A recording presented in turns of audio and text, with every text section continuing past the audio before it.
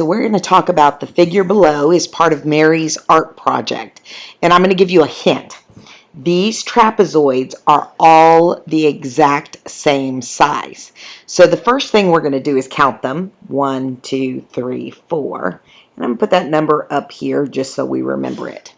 Then I'm going to go down to the bottom.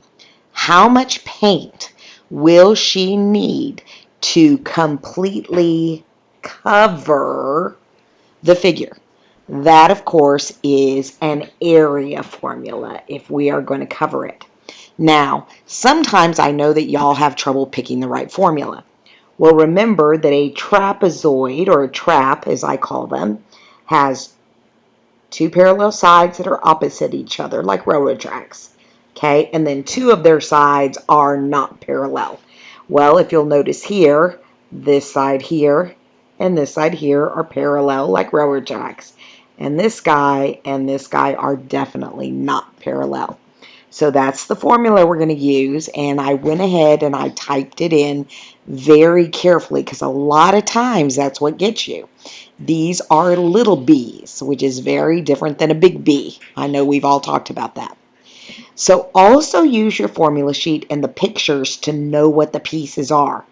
Notice here that straight up and down line between the two parallel sides is your height. So that straight up and down line here, here's a 90-degree angle and here's a 90-degree angle. That would be 9. So let's go ahead and type 9. And remember, your height touches both your bases, which are parallel. So one is 15 and one is 8, and you can put it in either way. I'm going to go ahead and put 15 in as base 1, and 8 in as base 2. And if you notice there, we get an answer.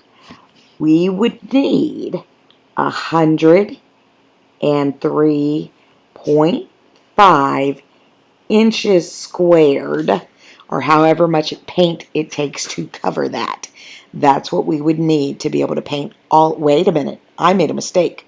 No, Ruby, that's not how much paint you need.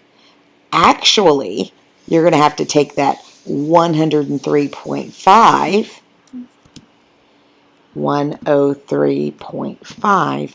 and multiply it by 4, because we have 4 of those trapezoids to cover.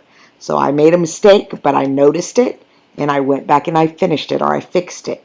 So the paint that it would take to cover all 4 of these is 414 inches squared.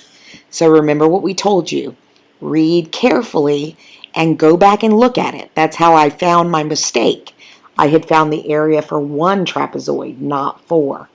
And since I had the area for 1, I just multiplied it by 4 to get the total.